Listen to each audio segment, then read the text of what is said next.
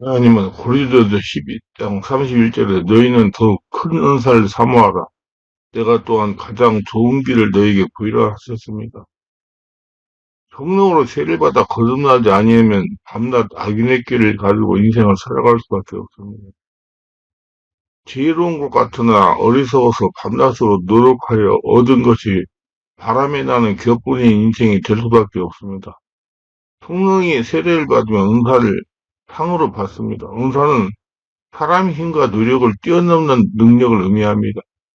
은사를 받으면 어떤 사람이 남들이 하지 못하는 방언도 할 수 있게 되고 예언도 할 수 있게 되고 병도 고칠 수 있게 되고 하나님의 지혜를 가질 수 있게 됩니다. 성령을 세례를 받아 은사를 받게 되면 그 사람은 어떤 특정한 방면에 탁월한 능력을 갖게 됩니다. 그 은사를 잘 개발하여 그쪽 방면으로 헌신하며 살게 되면 그는 탁월하고 뛰어난 사람이 되어 결국 세상에서도 승리하고 성공하는 사람이 될 수밖에 없습니다. 은사와 비슷한 개념으로 탤런트가 있습니다. 하나님은 모든 사람에게 각자의 탤런트를 주셨습니다.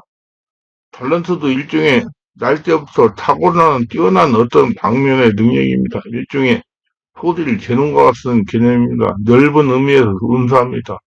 은사와 탤런트를 발견하는 것이 중요합니다. 욕심을 버리고 그 은사와 탤런트를 개발하여 살면 그는 성공합니다. 반드시 성공합니다.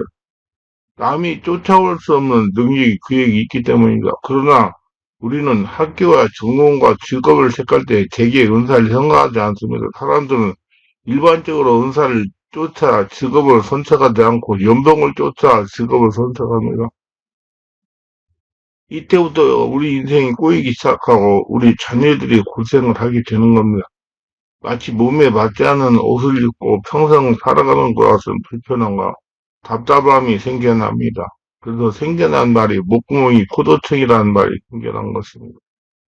인간적인 웃음을 버리고 은사를 쫓아 살면 그리고 성령의 거듭나 성령 은사를 더욱 강화하고 개발하여 성령 인도를 받고 살면 세상에서 탁월한 사람이 됩니다. 또 그 분야의 타의 추종을 불하는 사람이 될 것입니다. 그리고 그를 향하신 하나님의 소명을 이루어드리는 사람이 될 것입니다. 성령 은사를 받으면 개발하고 사용해야 됩니다. 은사를 받아 사용하다가 보면 이해할 수 없는 일도 만나게 됩니다. 은사만 있으면 다 된 줄 알았는데 그것이 마음대로 안 되는 경우도 있습니다. 제가 그동안 성령사 가면서 체험받은 하나님은 은사받은 성도가 하나님의 성품으로 변하게 하기 위하여 단련을 하신다는 것입니다. 광야 훈련을 시킨다는 얘기입니다. 우리는 은사를 받고 자신을 갖고 위하여 훈련을 받아야 됩니다. 성령 은사를 받으면 만사가 해결되는 것이 절대로 아닙니다. 일정 기간 자기 자신을 다듬는 훈련을 통과하게 됩니다. 저는 인천에서 목회하고 있는 박 목사입니다. 교회를 개척하여 목회를 하다 보니 성령 은사가 절실하게 필요했습니다. 병자들이 많이 찾아오니 신용사가 절실했습니다. 가끔 상담을 하다 보면 꿈이나 환상이 되어 문의하는 성도들이 있습니다. 저는 그때마다 그런 신비한 것에 너무 치중하지 말고 무시하라고 했습니다. 그렇게 말하고 나면 내 양심이 소리했습니다. 모르면 모른다고 살아. 왜 무시하라고 하면 한편으로는 성령 은사를 받고 싶은 강한 산마음이 저를 사로잡았습니다. 그래서 성령 은사를 받아야 되겠다는 마음으로 서울 모처에서 하는 성령치유 은사 세미나에 3번이나 참석을 했습니다. 세월로 말하면 1년이 넘는 세월이었습니다. 한 주에 20만 원이나 하는 회비를 내고 참석을 했습니다. 세미나에 다녀와서 환자를 안 서면 환자가 더 아프다는 것입니다. 참으로 답답했습니다. 거기서 성령수 세미나를 인도하시는 목사님은 담자기 예수 이름으로 기도하면 낫는다고 해서 안수를 했는데 더 심하다니 이해가 되지 않았습니다. 그래서 고민하고 있는데 어느 목사님이 자신은 성령의 불을 받고 성령 의사가 나타난다고 그랬습니다. 성령의 불의 역사가 강하다는 기도는 알았습니다. 매주 목요일마다 인천에서 충성도까지 거의 2년을 다녔습니다. 다른 분들은 불을 받았다, 능력을 받았다 잘하는데 저는 냉랭했습니다. 위대한 기회에 기독서전에 갔다가 마음에 와닿는 책이 있어서 두 권을 사게 됐습니다. 영안 열리면 혼돈과 구별하는 법, 귀신 축도 알고 보는 쉽게 되네. 이 책을 읽어보니 내가 성령의 불과 은사를 받지 못하는 이유를 알게 되었습니다. 먼저 홈페이지에다가 여러 간증 이야기를 읽었습니다. 나도 성령의 세례를 받고 은사를 받을 줄 아는 감동이 왔습니다. 그래서 충만한 교회를 찾게 되었습니다. 충만한 교회 집회에 참석해 보니 내가 지금까지 다니면서 시간을 낭비한 거는 여러 가지가 달랐습니다.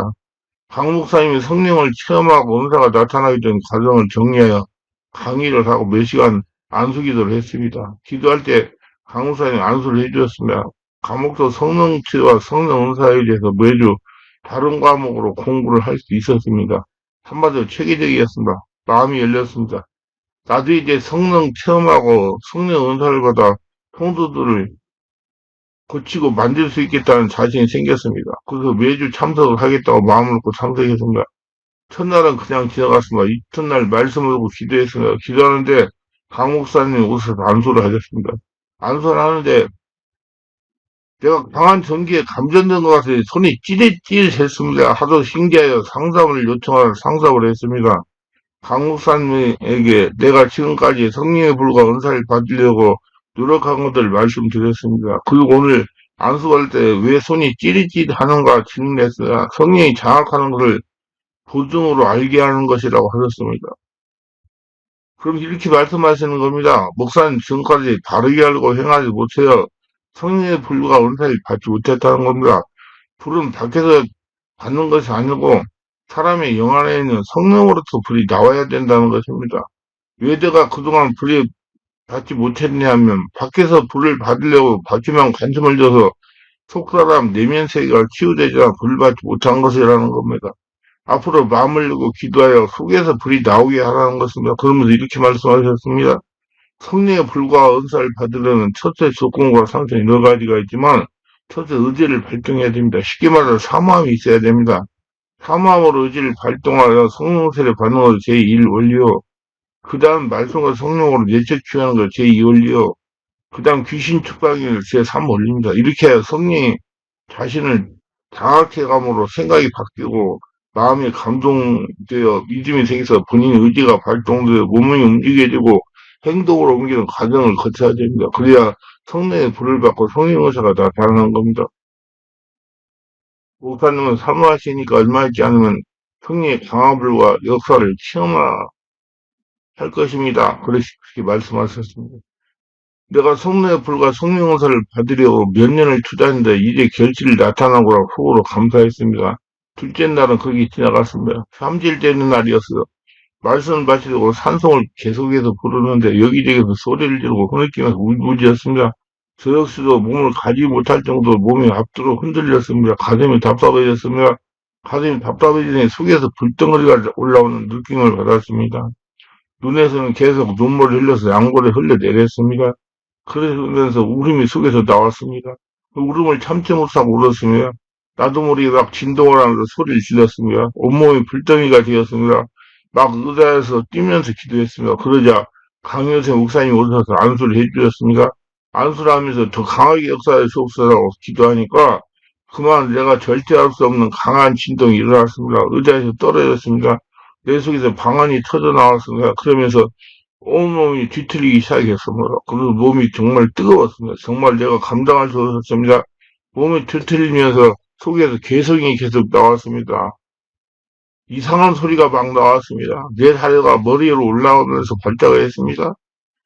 어느 정도 시간이 경과되니 몸이 안정이 된 것을 체험하게 됐습니다. 그러자 강 목사님이 지금까지 이렇게 신도하기 위한 더러운 귀신을 기침으로 떠나갈 듯 하며 명령을 하시는 것이었습니다. 그러자 기침이 멈출 수 없이도 많이 나왔습니다.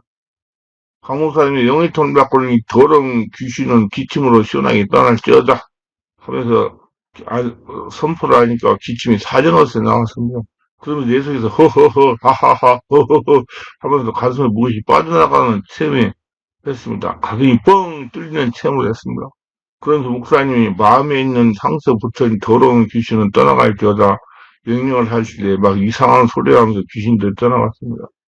너무나 감사합니다. 이렇게 성령을 체험하려고 3대 단체와 물질을 줘야지 체험하고 말았구나 하니 너무 기뻤습니다. 너무나 은혜를 받고 집으로 돌아갔습니다. 돌아가서 당시 중학교 3학년이던 제 아들을 안수해주고 싶은 생각이 들었습니다. 강사님 성령에 감동하면 순종해야 된다고 해서 아들을 오라고 했어요. 안수를 했어. 그랬더니 아들이 막 기침하면서 우는 것입니다. 근데 직감적으로 나에게도 성령의 능력이 왔구나 감동이 왔습니다.